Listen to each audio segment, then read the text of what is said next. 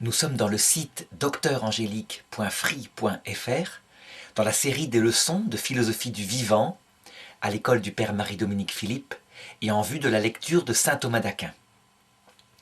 Je voudrais aborder dans cette leçon et dans la série de leçons qui suivront les passions, qu'on appelle autrement dit les états affectifs d'ordre sensible.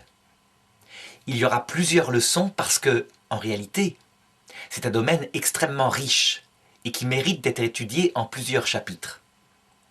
C'est un domaine qui a été aussi très étudié par saint Thomas d'Aquin dans la première partie de la seconde partie de la Somme théologique. Il le fait parce qu'il en aura besoin un peu plus tard pour étudier le Christ, les passions du Christ à la croix et dans toute sa vie. Et donc, il décrit psychologiquement chaque passion une à une. Mais avant de se pencher sur ce domaine-là, je voudrais manifester par l'expérience l'existence en nous, mais aussi dans la vie animale, d'états passionnels, en essayant de préciser ce que c'est. Alors nous avions vu dans les leçons précédentes que l'être sensible, l'animal, l'homme, est d'abord capable de connaissances sensibles. Connaissance extérieure, par ses 5 sens, mais aussi connaissance intérieure, par l'imagination, la mémoire, l'estimative, qui met en ordre tout cela au service de la vie concrète de cet être vivant.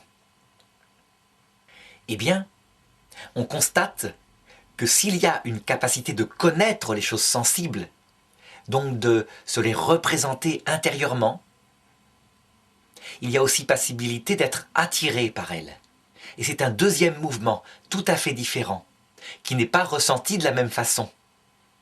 Je dirais que la connaissance sensible a tendance à prendre l'objet, ou du moins des qualités sensibles qui émanent de lui, et à les mettre à l'intérieur de soi, pour les connaître, tandis qu'au contraire, l'affectivité sensible nous fait comme tendre vers ces objets sensibles, en vue de les posséder.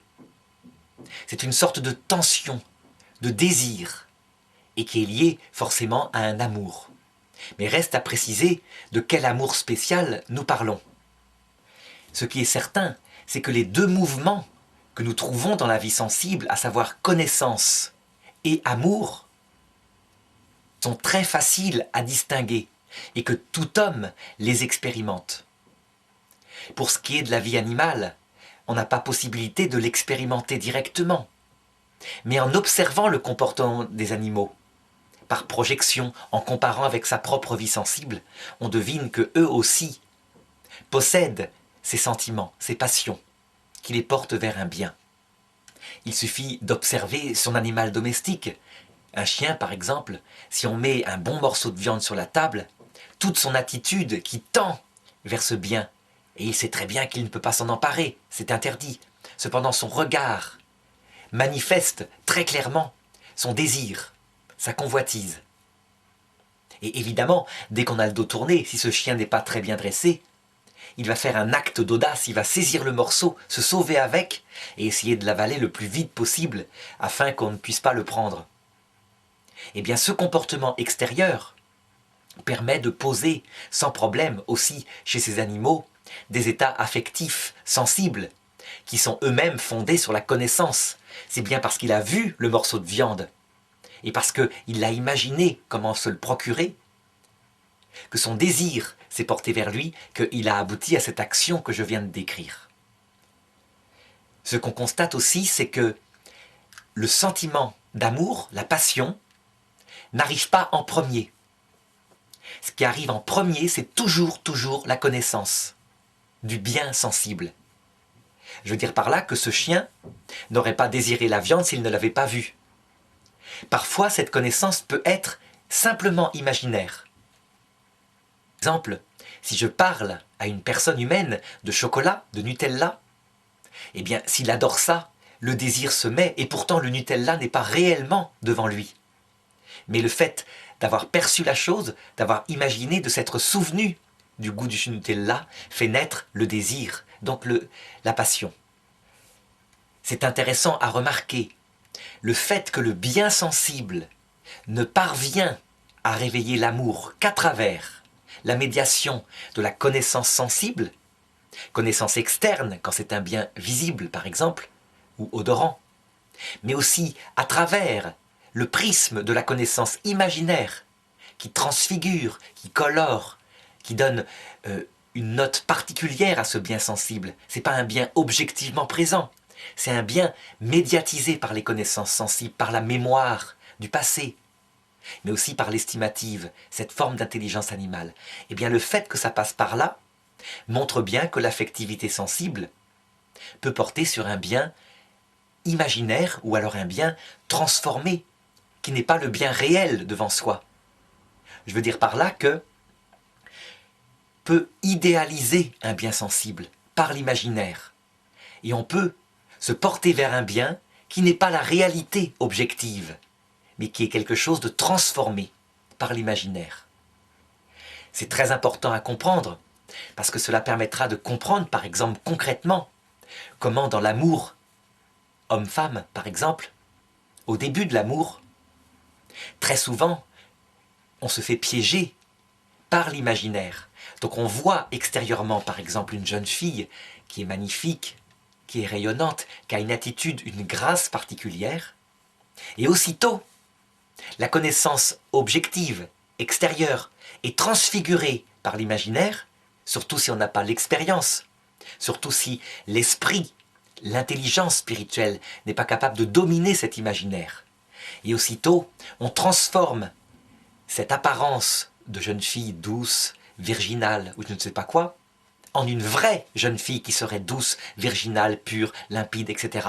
Une fille imaginaire.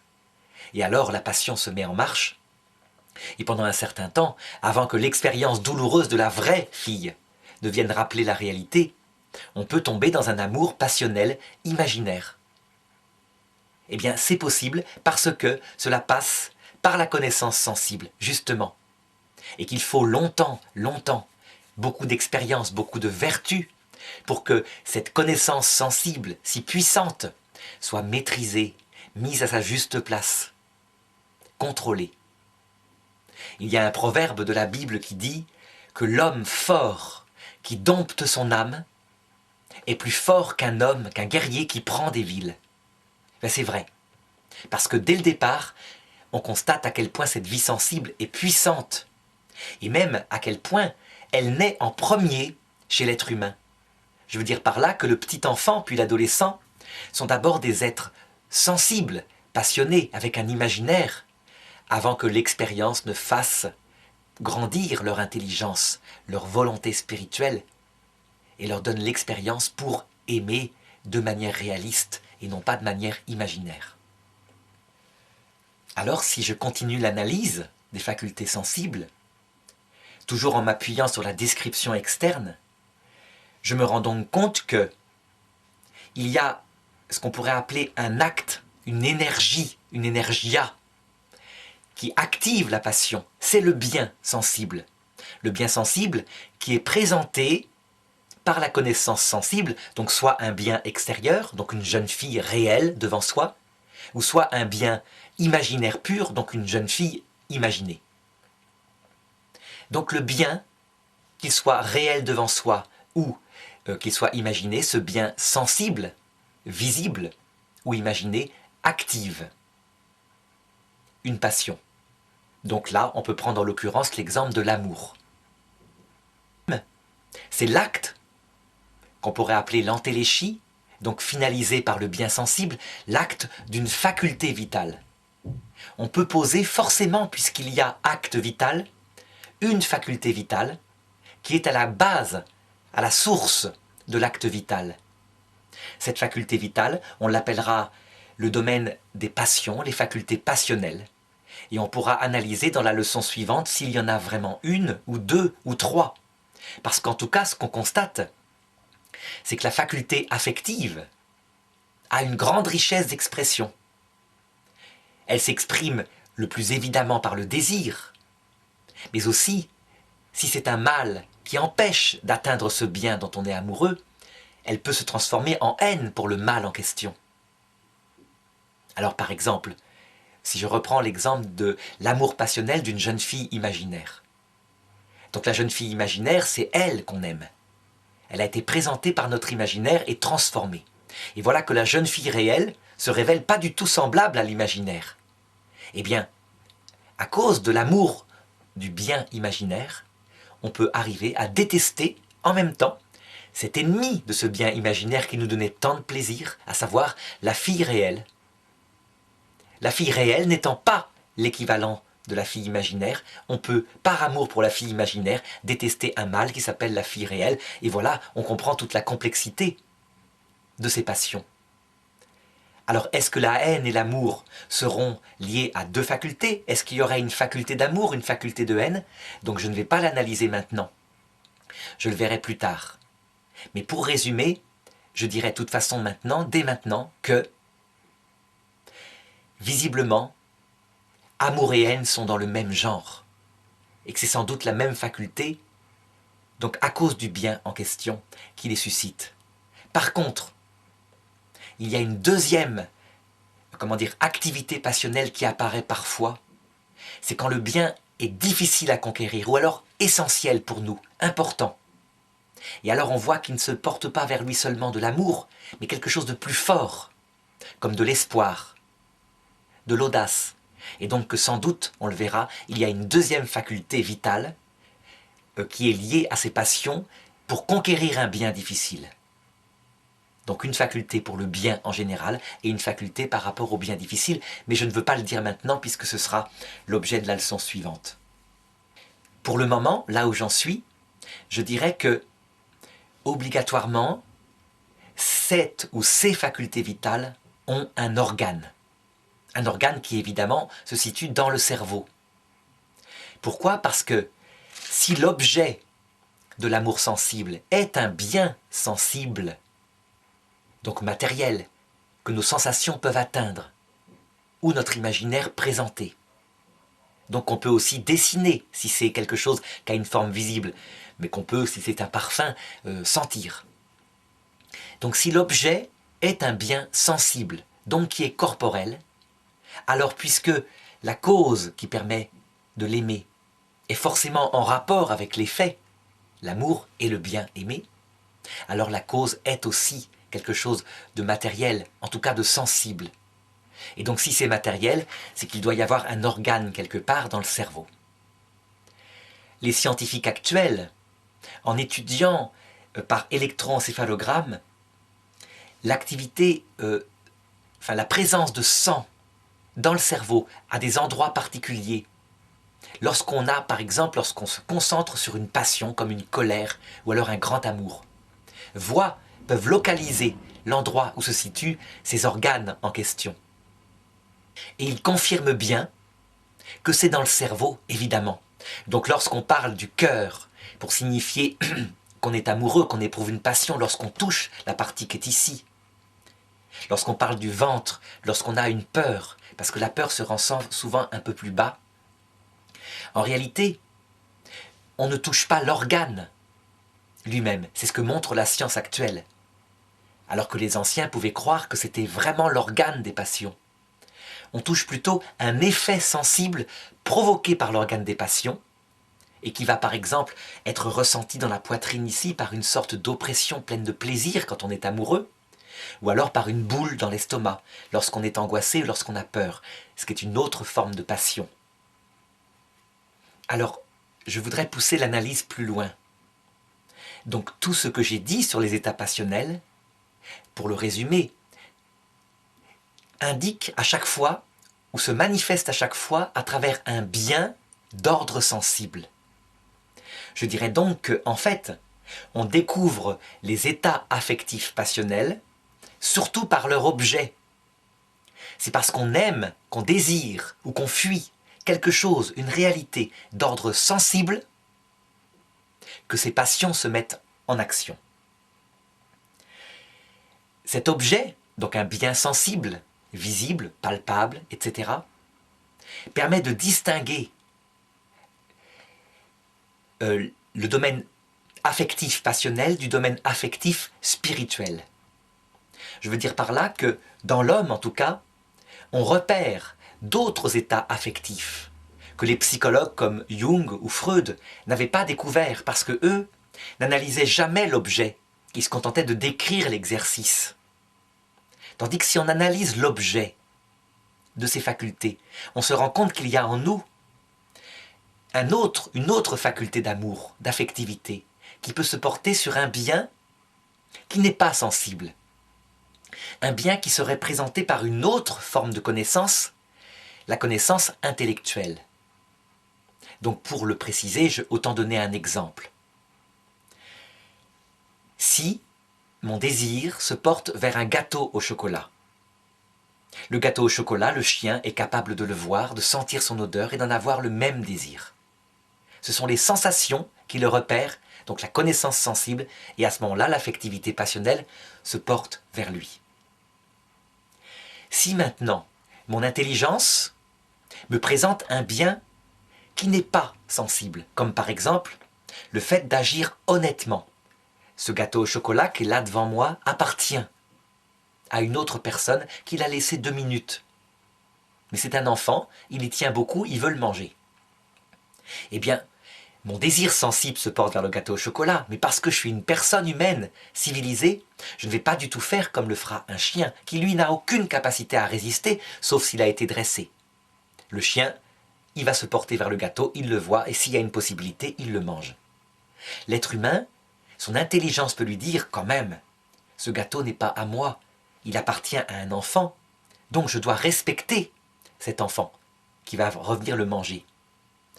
Cette honnêteté du comportement, le fait d'avoir un sens de l'honneur, de ne pas se précipiter comme ça sur lui, c'est ce qu'on appelle un bien spirituel, qui est supérieur au bien sensible. Seule l'intelligence peut le comprendre. Le chien en est incapable. Eh bien, l'intelligence présente à notre personne, la personne humaine, ce bien d'un autre ordre, et notre volonté, librement, peut s'y porter. Elle s'y porte comme un bien en se disant « c'est vrai, ce comportement est honnête ». Eh bien, la volonté qui se porte vers un bien spirituel est ce qu'on appelle la faculté d'affectivité spirituelle. C'est en fait, ce n'est rien d'autre que l'intelligence qui aime. Et donc en elle-même, la volonté est une faculté qui paraît froide, qui n'est pas sensible. Par contre, elle a un avantage, c'est qu'elle est extrêmement intelligente. Elle n'est pas esclave, normalement si elle est développée, du bien sensible.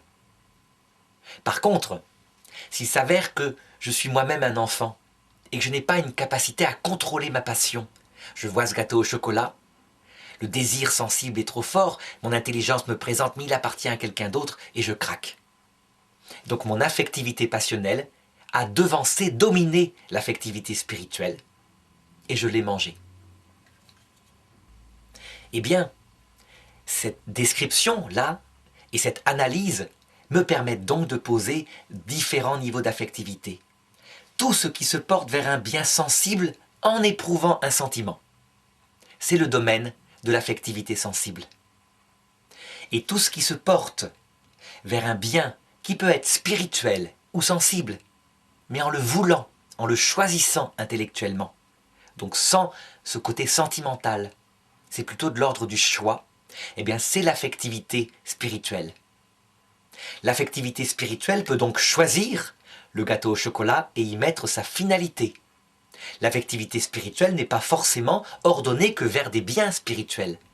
Par contre, elle s'y porte différemment. Elle le fait comme un choix, donc elle dira par exemple « Oh tant pis pour cet enfant, il avait qu'à être là, je mange le gâteau.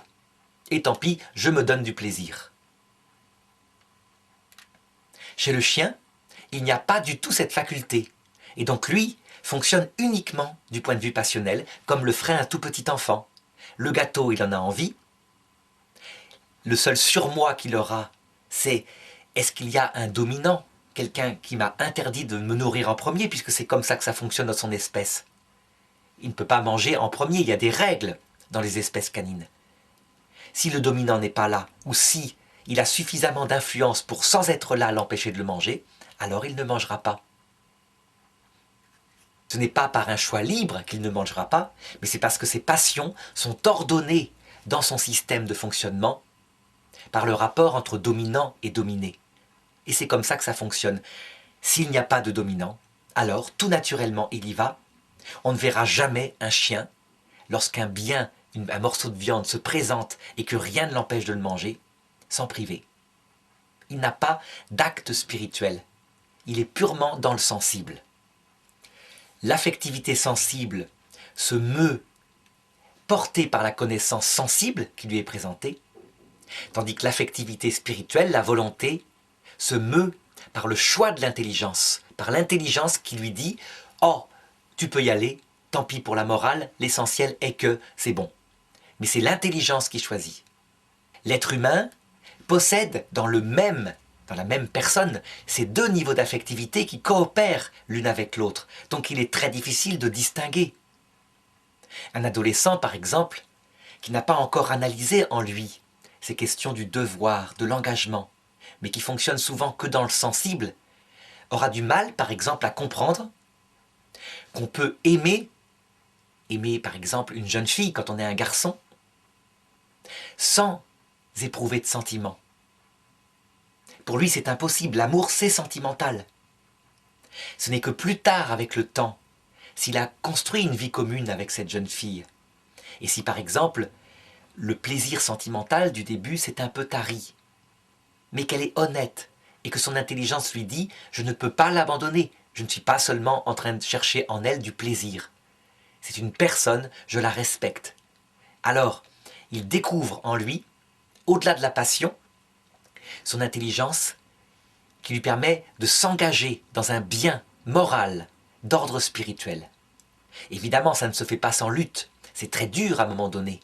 Souvent, la tentation d'aller vers une autre jeune fille qui peut-être est un nouveau printemps de plaisir sensible va arriver. Mais certaines personnes arrivent à passer le cap. Alors elles entrent dans une autre forme d'amitié, d'amour d'amitié, une forme d'amour d'amitié spiritualisée. Il me reste à voir dans cette leçon la finalité des états affectifs sensibles. Eh bien, comme toutes, comment dirais-je, les facultés de la vie sensible, elles sont des facultés intermédiaires, en tout cas chez l'homme, entre d'un côté sa vie végétative et de l'autre côté sa vie spirituelle. Mais seulement, comme elles sont présentes dans la vie animale, eh bien, il faut commencer par décrire la finalité de ces facultés dans la vie animale, justement. Alors les passions, on les découvre dès qu'il y a connaissance sensible. Donc chez les animaux les plus simples, les plus primitifs, comme par exemple un lombric, on peut poser une faculté d'affectivité sensible. Puisqu'il ressent, au moins du côté du toucher, on touche un lombric, on voit bien qu'il se replie. Un lombric, c'est un ver de terre. Et puis, s'il y a des vibrations, quelque chose en lui, un instinct dit danger, et donc il essaiera de retourner dans la terre pour se cacher. Il y a donc chez lui une certaine capacité de fuite. Il essaye de sauver sa vie, alors évidemment, comme il n'a pas un cerveau élaboré, sans doute que ses passions chez lui sont plutôt d'ordre réflexe. Il n'y a pas la qualité qu'on trouve chez les animaux supérieurs comme le chien. Cependant, elles sont bien là. Chez un lombric, on ne repère finalement qu'un désir, le désir par exemple de manger ce qui est son bien, la terre, et on ressent, on peut poser aussi chez lui une certaine fuite. Il fuit certains dangers. Et cela indique donc qu'il y a en lui un certain amour pour ce qui fait son bien-être, et une certaine haine. Il fuit ce qui peut mettre en danger soit sa vie, ou soit, comment dirais-je, sa reproduction, éventuellement. Cependant, chez ces animaux-là, on ne repère pas les passions comme la colère, comme l'espoir, comme l'audace. C'est quelque chose de beaucoup trop élaboré.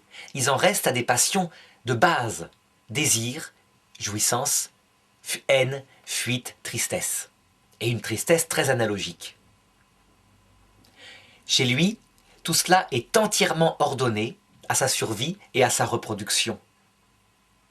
Chez les animaux plus élaborés, comme par exemple les chiens dont je prenais l'exemple tout à l'heure, on repère aussi ces états passionnels et on constate que eux aussi sont au service de ces instincts fondamentaux, donc survie, reproduction.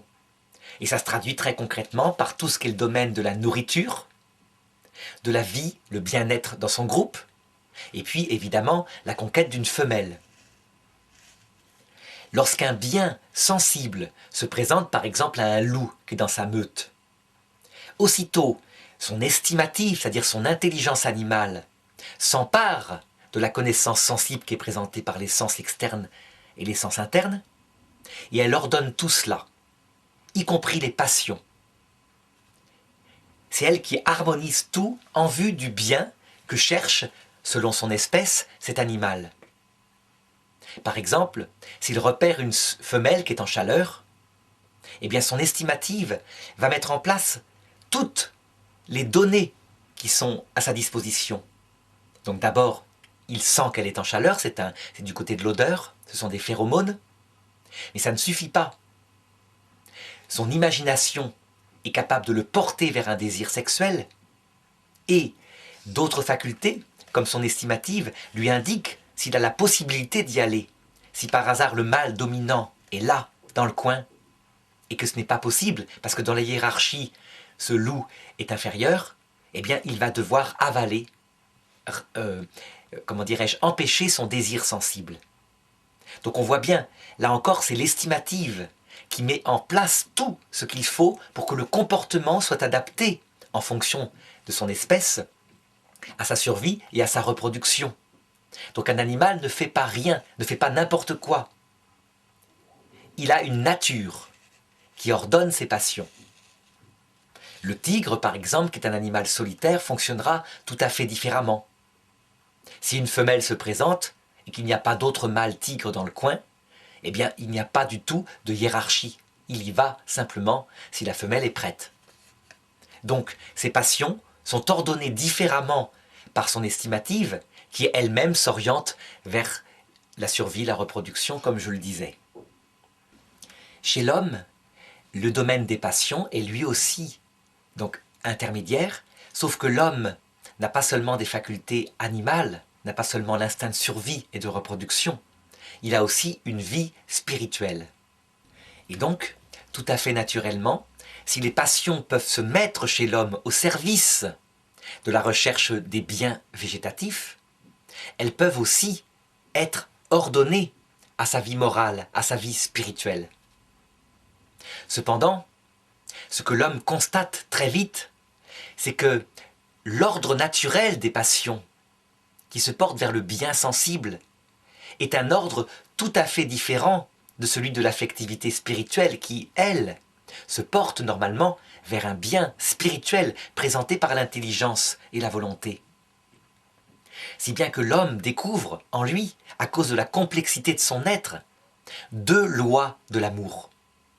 Une loi de l'amour qui se bat pour obtenir ce qui fait plaisir immédiatement en suivant les passions. Et une loi de l'amour, ou plutôt de l'intelligence, qui, elle, souhaiterait obtenir un bien qui est supérieur à cela. C'est un combat qui est visible à travers toute la vie humaine. Sauf évidemment quand un homme, par son choix d'intelligence, par le choix de sa volonté portée par l'intelligence, se met entièrement au service de sa vie sensible. Je veux dire par là qu'il y a des hommes qui librement, donc par un choix spirituel, décident de suivre entièrement ce que leur présente leur appétit sensible. Il y a des hommes, par exemple, qui décident que le bien qui fait leur vie, c'est le plaisir sexuel, point. Il y a des femmes qui se disent que ça sera le plaisir affectif, donc une sorte de romantisme, et point. Du coup, elles font, ou ils font, de l'autre, de la personne de l'autre, une sorte de moyen en vue d'assouvir les plaisirs passionnels. Dans ce cas-là, il se crée une forme de comportement qui semble être parfait pour le domaine des passions. Elles semblent comblées dans leur désir naturel. Mais qui en fait, très vite on le constate, provoque une corruption. Parce que la grande différence entre l'être humain et l'animal, c'est que l'animal est déterminé par son instinct. Je veux dire par là, par exemple, chez le cerf, la reproduction, l'acte sexuel est par période. Et en dehors de la période de reproduction, il n'aura jamais d'acte sexuel s'il se comporte normalement. Il n'y a pas de choix, c'est comme ça que ça se fait. Du coup, il n'y a pas d'abus. Tandis que l'homme, son affectivité sensible étant liée à sa liberté spirituelle, il peut très bien décider de ne pas suivre l'ordre de sa nature.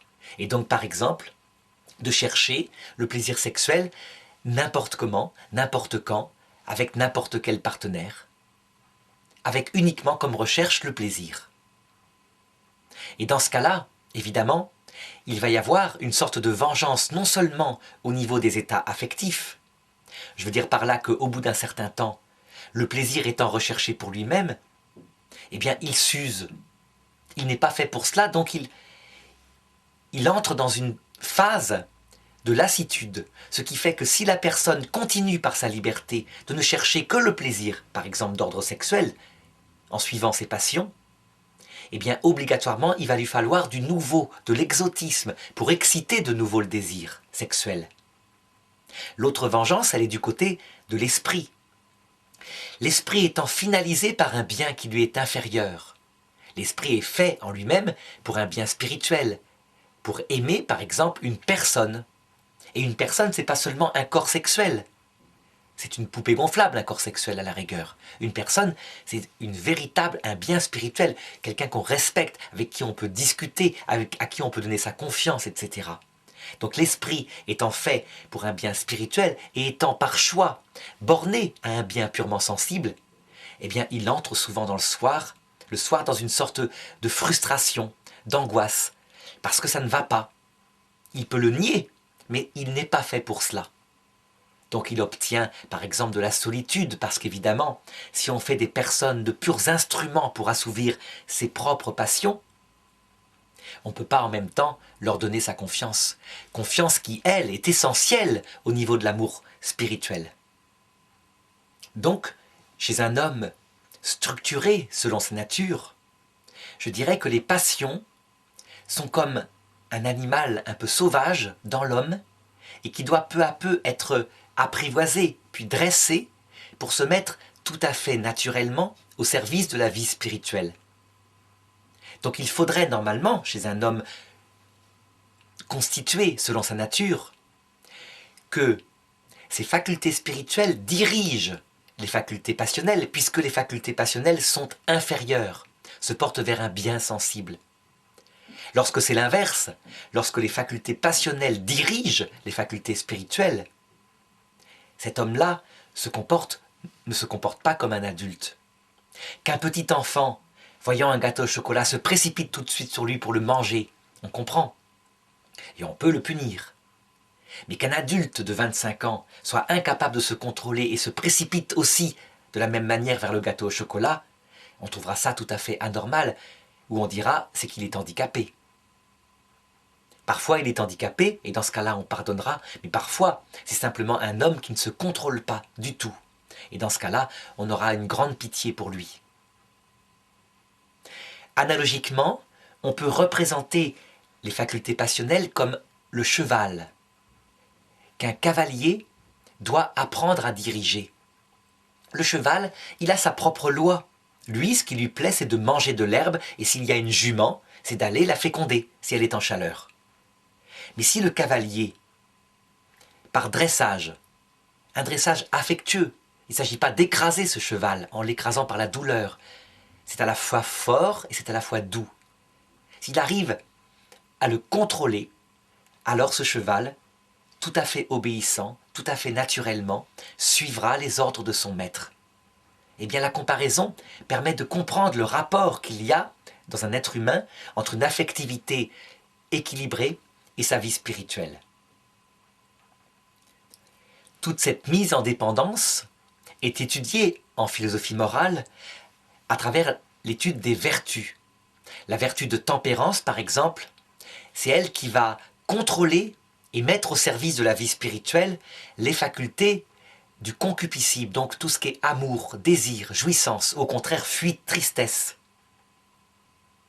Au contraire, la vertu de force, ou plutôt pas au contraire, mais en plus la vertu de force, elle vient contrôler les passions de l'irascible, comme la colère, l'espoir, le désespoir. C'est un homme fort qui contrôle ces passions-là pour qu'elles ne le dominent pas entièrement. Quand par exemple arrive un pépin professionnel par exemple, une personne qui n'est pas forte peut s'écrouler complètement parce qu'elle se fait engueuler par son patron, parce que la vie au travail n'est pas facile. Ces passions d'irascibles, comme le désespoir, mais ces passions aussi du concupiscible, comme la tristesse, peuvent dominer son affectivité spirituelle et le conduire à des idées de suicide. Tandis qu'un homme fort, il sait les mettre à leur juste niveau, il les contrôle en partie, autant que faire se peut, de manière à reprendre de la force au niveau de son travail, à se redresser et à continuer son travail courageusement. Les passions sont donc, comme je le montre maintenant, étudiées principalement dans le domaine de la vie morale. Et ce n'est pas étonnant, parce que les passions se portent vers un bien sensible. Et ce bien, lorsqu'il passe au niveau de la vie morale, peut être bien ou peut être mauvais. Et comme les passions ont l'habitude de présenter à notre affectivité morale des biens qui ne sont pas toujours pour elles bons, eh bien très vite, on analysera leur rôle dans le domaine de la vie morale de l'homme. Mais en réalité, elles peuvent aussi intervenir ailleurs. Les passions sont présentes aussi dans la vie artistique. Lorsqu'un peintre est pris par l'inspiration, il a une passion en lui qui le pousse à réaliser son œuvre. C'est un plaisir énergique qui est plus fort que lui et qui le mènera jusqu'au bout du travail, qui peut faire parfois qu'il passe des jours dans sa peinture sans jamais dormir, porté par cette passion. De même, au niveau de la vie politique, les passions ont un rôle important. Lorsque un homme politique, par exemple, veut s'exprimer au peuple, et qu'il le fait mécaniquement, uniquement par son intelligence et sa raison, il n'aura pas un discours qui touchera les hommes, parce que les hommes ne sont pas que des intelligences et des volontés. Il y a dans l'homme le côté sentimental, l'émotion. Et malheureusement, parfois, les hommes politiques comprennent très bien que la masse des hommes sont plutôt dans le sensible. Et donc ils s'adressent davantage à leur passion. C'est d'ailleurs le défaut principal de la démocratie. Puisque le vote du plus grand nombre est un vote souvent passionnel, eh bien, pour être élu, il faudra souvent s'adresser aux côtés les plus bas de l'être humain, et ils suivront. C'est ce que Socrate appelait la démagogie des hommes politiques. Mais en réalité, parfois, lorsqu'un homme politique est un honnête homme, et qu'il sait s'adresser aux autres hommes, en leur parlant du bien spirituel, en s'adressant à leur intelligence, parfois, il peut être élu. Encore faut-il que le peuple ait gardé des vertus morales dans son comportement. Alors, pour l'être humain, dans ce domaine des passions, on peut se poser diverses questions. Par exemple, celle-ci. Est-ce que, dans les passions elles-mêmes, qui se portent vers un bien sensible, il y a du bien et du mal moral? Eh bien, je répondrai que les passions en elles-mêmes, non, ne sont pas de l'ordre du moral. De la vie morale, pardon. Prenons un exemple concret. Imaginons un homme marié, et voilà qu'il voit une femme magnifique dans la rue et qu'il éprouve pour elle un grand désir. Eh bien cet acte-là, passionnel, n'est pas de l'ordre de la vie morale.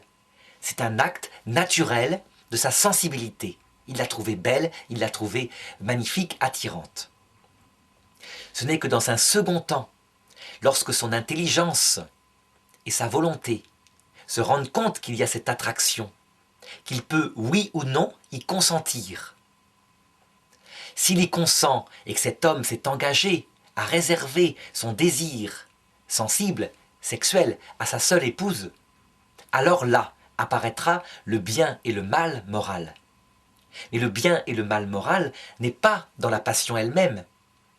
Il est uniquement dans le consentement de l'affectivité spirituelle portée par l'intelligence. Du coup, il ne faut pas, je veux dire, avoir trop, de honte ou de scrupules, on pourrait dire ça comme ça, lorsqu'on voit les facultés passionnelles se porter vers des biens comme cela. Tout le travail consiste justement à les contrôler. C'est le travail de la vie morale. Mais les passions en elles-mêmes ne sont pas faites de bois. Sauf, on dira en théologie catholique, pour la Vierge Marie et le Christ. Non pas qu'elle soit faite de bois, mais en ce sens que, à cause d'une grâce particulière, d'harmonie totale de leur être, entre leur vie spirituelle et leur vie morale, les passions qu'éprouvaient ces deux êtres particuliers étaient entièrement et comme naturellement ordonnées à leur vie spirituelle. Chez nous, êtres normaux, on constate qu'il y a bien deux lois. La loi de l'affectivité sensible qui résiste et qui donne d'autres finalités à la loi de l'affectivité spirituelle. Mais tant qu'il n'y a pas consentement, ce n'est pas de l'ordre du moral, c'est un mouvement de la vitale de nos facultés sensibles et qui sont faites comme cela. Thomas d'Aquin, par exemple, étudie cela pour ce qui est du Christ. Le Christ, dit-il, est venu volontairement sur terre à assumer une humanité en vue de mourir pour les hommes.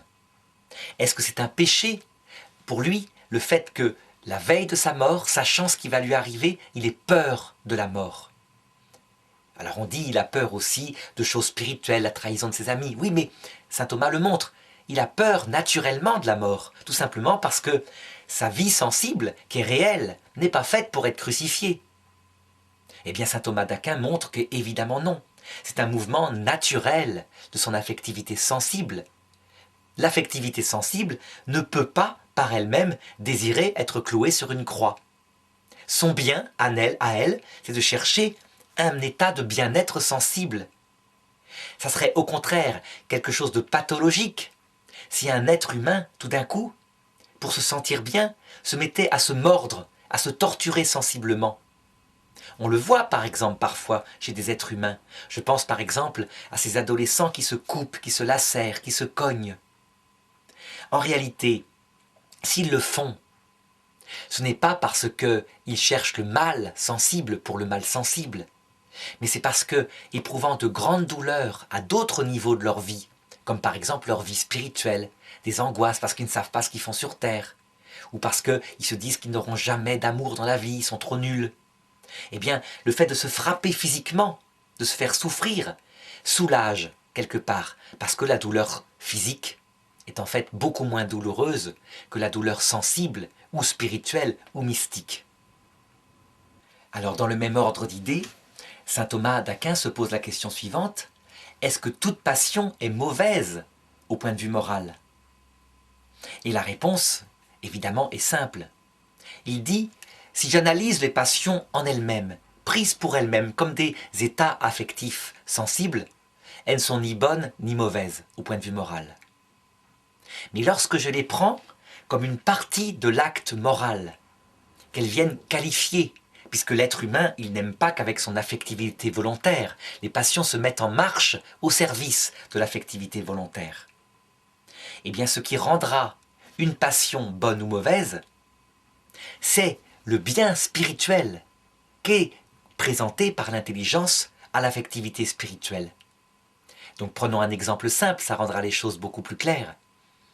Si j'aime ma femme par choix, que j'ai fait à ma femme un serment de fidélité, donc un serment de l'intelligence, en lui promettant de lui réserver mon affectivité sensible, passionnelle et ma sexualité, et qu'une passion se présente qui me présente une autre femme comme attirante.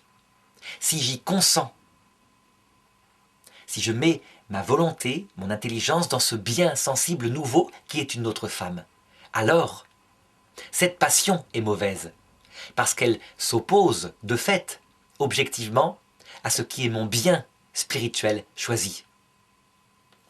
Mais ce n'est pas la passion en elle-même, par le fait qu'elle est une passion qui est mauvaise. C'est parce que, dans ma vie morale, qui, elle, possède du bien et du mal, elle vient me diriger, m'éloigner du bien moral proposé. Donc toujours en rapport avec la finalité spirituelle des passions, saint Thomas se pose une autre question, toujours dans sa somme théologique. La première partie de la deuxième partie, question 24.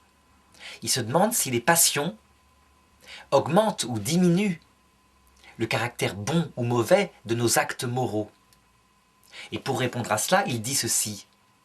La passion par rapport à l'acte moral, elle peut avoir deux rapports. Parfois, elle précède l'acte moral. et elle le dirige, on pourrait dire. Et dans ce cas-là, il est clair qu'elle diminue la qualité morale de nos actes, mais elle diminue aussi le mal de nos actes, quand ils sont mauvais. Donc je vais prendre un exemple.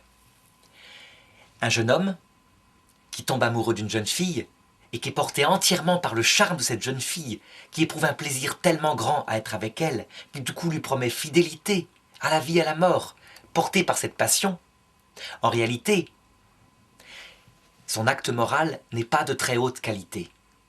Il pourra protester en disant « mais si, je sens que c'est la bonne, j'ai confiance en elle, je donne, etc. » En réalité, il est porté par la passion.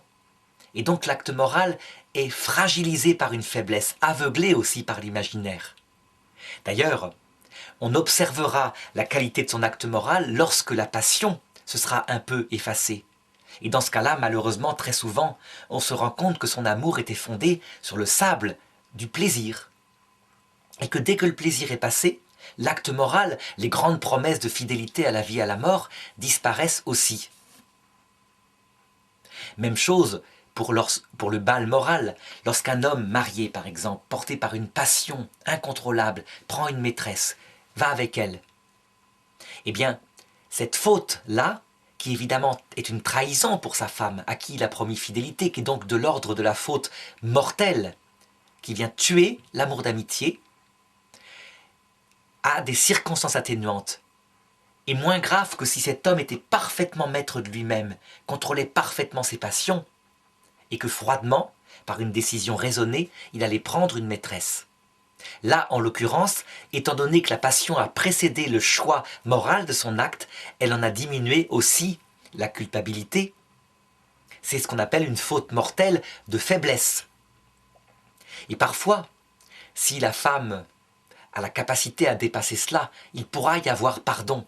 Je veux dire par là que si l'homme, se rendant compte de ce qu'il a fait, vient raconter, regretter, promet de ne pas recommencer, répare comme il peut les choses, parfois, il peut y avoir pardon si tant est que la confiance n'a pas été définitivement brisée, blessée, et que donc l'autre ne peut pas revenir sur cette trahison-là.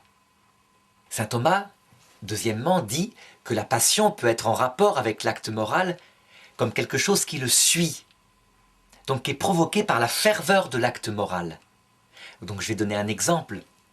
Imaginons qu'un jeune homme, qui est un peu âgé, décide de s'inscrire dans une agence matrimoniale et qu'il rencontre une jeune femme qui lui plaît d'abord spirituellement parce qu'elle a les mêmes goûts que lui, les mêmes choix, qui ne lui déplaît pas physiquement, mais que tout d'un coup il l'a choisie et que donc en conséquence, étant capable de maîtriser ses passions, il se met à l'aimer et même à être attiré par elle, comme un mari par rapport à une femme. Donc il est capable, après l'avoir choisi, alors qu'au départ il n'a pas été porté par la passion mais par un choix, de l'aimer passionnément et physiquement même, comme sa femme. Eh bien on pourra dire que les passions de cet homme-là augmentent la qualité de son acte moral. Elles manifestent la ferveur et la grande qualité morale de cet homme. Il se comporte bien, il se comporte avec honneur, avec dignité. Même chose par rapport à un mal moral. Un homme qui serait maître de lui, qui choisirait par exemple, comme je l'ai dit tout à l'heure, de tromper sa femme parce que, froidement, il décide d'avoir du plaisir ailleurs. Et qui, à chaque fois qu'il la trompe, est capable de mettre de la passion dans cette façon de la tromper. Puis après, revient chez lui en se contrôlant. Eh bien, on voit que cette passion-là, qui est motivée, qui est tenue par la force de caractère d'un homme qui fait le mal, augmente la gravité de son acte moral. On peut dire que cet homme-là, il a de la conséquence dans son mal, et il est même capable de mettre au service de son mauvais choix toute son affectivité passionnelle, voire sexuelle en l'occurrence ici. Il y a d'ailleurs dans cet article de saint Thomas quelque chose qui est intéressant à faire remarquer pour mieux comprendre, encore une fois, la différence entre le domaine passionnel et le domaine spirituel. Parce qu'il a une remarque par rapport aux purs esprits, que en théologie on appelle les anges, et que évidemment en philosophie on est incapable d'aborder. Mais simplement, on peut les aborder comme une illustration, sans même découvrir leur existence. parce que ça permet de comprendre ce que pourrait être un homme qui n'aurait pas de facultés sensibles, mais qui n'aurait que des facultés spirituelles. Pour saint Thomas, un ange qui est un pur esprit n'a donc aucune faculté passionnelle. Il n'a pas de sensibilité, il n'a pas de sensation, mais il n'a pas non plus de passion. Eh bien, quand un ange aime un homme, donc, il veut du bien pour cet homme. C'est simplement son intelligence qui choisit qu'il fera tout pour que cet homme soit, par exemple, un jour au paradis. C'est donc une affectivité purement intellectuelle. Il ne se porte pas sensiblement pour cet homme, il n'a pas d'amour sensible pour cet homme. On voit la grande différence avec l'humain. L'homme qui possède un esprit capable de choix volontaires, eh bien, son affectivité peut être accompagnée, ou est le plus souvent accompagnée, de ce domaine sensible, qui vient lui donner comme sa richesse, sa gloire, sa plénitude. C'est quelque chose de beaucoup plus doux, de beaucoup plus affectueux en apparence. Mais parfois, l'inconvénient, c'est que c'est beaucoup plus fragile. Un ange, il est froidement fidèle parce qu'il a fait son choix. Il n'a pas de passion qui vienne troubler ce choix. Un homme, au contraire, a parfois à lutter contre l'affectivité sensible qui peut le détourner du bien choisi.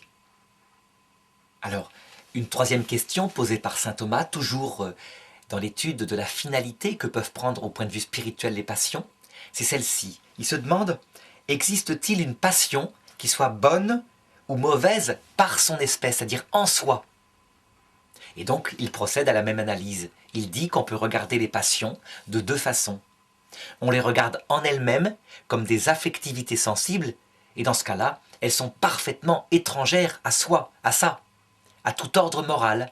Elles sont des appétits de nos facultés passionnelles, ce sont des actes naturels. Naturels au plan de l'analyse, psychologique, qu'un homme adulte, normalement constitué, lorsqu'il voit une belle femme, ait un désir sensible qui se porte vers elle. C'est comme ça que fonctionne l'être humain, et en soi, ce n'est pas un problème. Par contre, on peut regarder les passions d'une autre façon, en tant qu'elles sont ordonnées, qu'elles font partie de la vie morale. Et donc à ce moment-là, elles n'ont plus leur espèce propre. Elles accompagnent l'appétit spirituel, porté par l'intelligence. Et dans ce cas-là, il peut y avoir des passions qui, en soi, sont des maux moraux. Prenons l'exemple de la convoitise charnelle pure. Pourquoi c'est un mal moral en soi? Parce que, pris au point de vue moral, il s'agit d'un acte qui fait que l'esprit lui-même se porte exclusivement chez une femme vers son côté sexuel, en faisant fi de tout le reste de sa personnalité sensible, de sa personnalité spirituelle. Or, il s'avère que l'esprit humain n'est pas fait pour se porter par sa nature vers un bien inférieur à lui, un bien purement matériel, comme sa finalité. Et donc, la passion de convoitise charnelle pure, qui fait qu'un désir réduit la femme à un instrument, à un objet sexuel, est moralement en soi mauvaise. Mais on le voit, l'analyse que fait ici saint Thomas n'est plus une analyse des états affectifs en eux-mêmes. L'état affectif, comme je l'ai dit, qui se porte naturellement vers une femme qui est belle, qui est sexapile, comme disent les jeunes, en lui-même, c'est un état affectif qui n'est ni bon ni mauvais, mais qui est naturel. En fait, lorsque les passions sont étudiées dans leur rapport à l'ordre moral, elles doivent obéir à la raison. Elles n'obéissent plus seulement à l'estimative. Chez l'animal, comme je l'ai dit, c'est son estimatif, c'est-à-dire son intelligence sensible, qui se porte vers son bien, survie, reproduction, qui commande les passions. Et donc chez lui, tout est ordonné, selon son espèce, par cette forme d'intelligence sensible. Un loup n'aura jamais l'audace de manger les meilleurs morceaux alors qu'il est un loup inférieur de la meute. Il y a le supérieur, il mange donc après lui. C'est comme cela. Si son estimative lui dit qu'il peut prendre la place de dominant, alors, à ce moment-là, sa passion se portera d'abord vers la lutte contre l'ancien mâle dominant pour le chasser, pour montrer sa supériorité, et alors il pourra manger le morceau le meilleur. C'est dirigé par son estimative.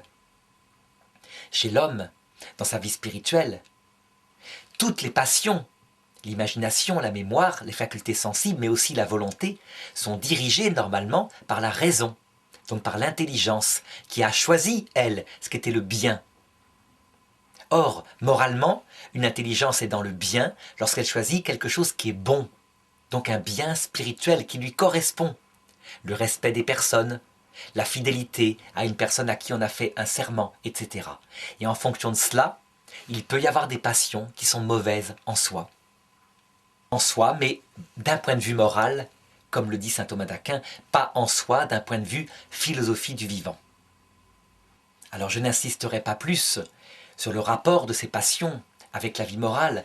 Si quelqu'un veut davantage étudier cela, il faut se reporter aux leçons de philosophie éthique, particulièrement sur celles qui étudient les vertus, la nécessité des vertus, et en particulier la tempérance et la force, qui sont les vertus qui justement règlent le domaine des passions. Et là, on verra à quel point une vie morale ordonnée contrôle la vie passionnelle sans l'étouffer. Je dirais même que dans l'ordre moral, il y a deux vices possibles, soit l'excès de passion, soit l'absence totale de passion. Il est vicieux, évidemment, d'avoir des passions excessives qui entraînent complètement la volonté, l'affectivité spirituelle. Un homme qui ne contrôle absolument pas sa sexualité et qui va à droite à gauche est dans le vice moral, c'est clair. Mais il est vicieux aussi d'être froid, insensible au point de vue passionnel, c'est-à-dire de les avoir tellement contrôlés qu'on les estime mauvaises. C'est des choses qu'on voyait par exemple chez les puritains, ou chez les jansénistes, ou plus anciennement, chez les stoïciens. Les puritains, théologiens chrétiens, disaient que le Christ n'avait jamais ri. Parce que pour eux, à l'école des stoïciens, la passion et le rire, la joie sensible, étaient des choses mauvaises en soi. Eh bien, en réalité, au plan moral, il y a là une conception qui est mauvaise. Parce que la passion mise au service de la vie morale, donc par exemple la joie, lorsqu'elle est bonne au niveau d'un repas familial, qui met de l'ambiance, qui fait que les autres se sentent bien, c'est de l'ordre de la vertu morale. L'être humain n'est pas un ange, donc une intelligence séparée.